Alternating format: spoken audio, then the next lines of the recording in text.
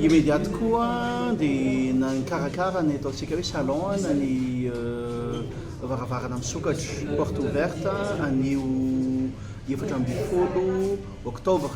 eto amin'ity toerana ety zany hoe atao amin'ny foibe ny immédiat eto Ampasanamalo eto Tsiadana.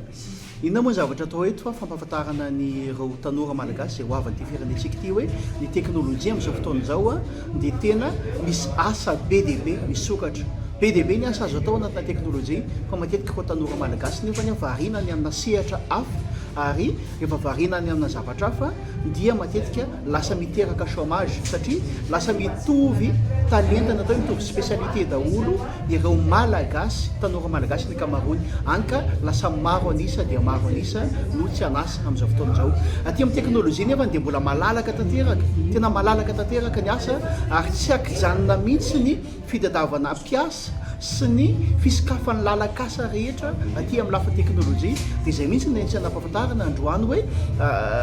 ohatra fotsiny hoe ny communication audiovisuelle et numérique izay immédiat reratra to mampianatra azy no manana ny habilitation ao anatin'izany. Ohatra ihany koa ohatra hoe ny resaka informatique sy ny resaka cinématographie ary ny resaka ingénierie du son indrindra dia immédiat rery no manana an'izany tao hoe habilitation amin'ny resaka cinématographie sy ny sisa rehetra zany eto Madagasikara.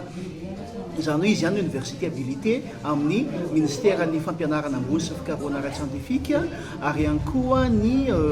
FOP izay ekeny FOP moa zany izay diplôme rehetra izay. Dia izay moa zany anisan'ny tena ampahafantarana hoe misokatra amin'ny fisomatanarana mbola mandray mpianatra na dia efa vitsivitsy kely ary sisa ny toeranao dia mandray mpianatra dia afaka tonga dia misokatra anarana aty amin'ny immédiat Ampasanamalo Tsiadana ity amin'ity lalana ohatrany hoe mandeha makany Akaso ity moa zany no misy ny immédiat. Marina tokoa zay satria misy ireo mbola tia hanampy fahalalana zany hoe efa matianina ao anatin'ny sehatra fa tia hanampy fahalalana dia misy ilay atao formation professionnelle. Zany hoe ny formation professionnelle indray dia tsy voatery mandritra ny 3 taona ianao na 5 taona no mianatra fa na 4 taona ihany na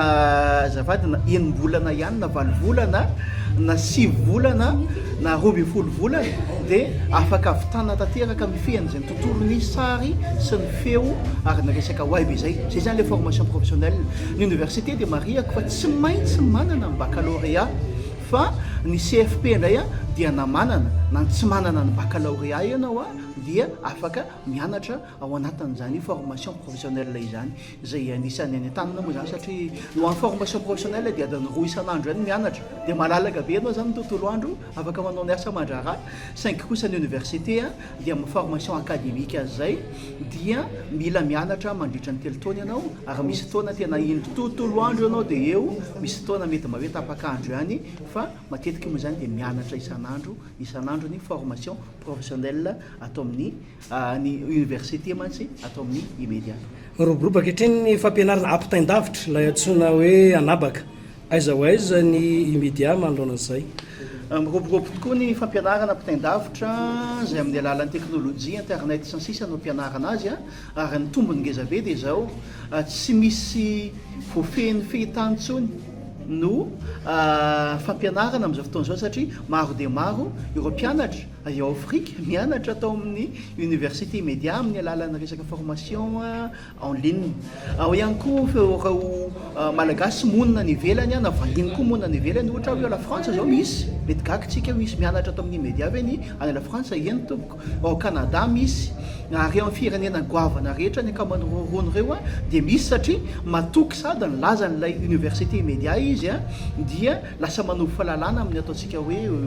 formation en ligne izay. Ny tombo ngeza be dia izao amin'ilay formation en ligne na aiza ianao na ohatra hoe any Diego ianao no mipetraka ka isy fotoana ianao andeha hanao vacances ao any an-dafy tsy ho tapaka mihitsy amin'ny fianarana avy any an-dafy indray ianao dia makany Toliara dia mitety an'izao tontolo izao dia tsy tapaka mihitsy amin'ny fianaranao satria amin'ny alalan'ny internet no afaka mianatra ianao ary ny diplôme azonao iveo dia mitovy amin'ny diplôme présentiel ihany zany hoe ara-dalàna eken'ny fanjakana ary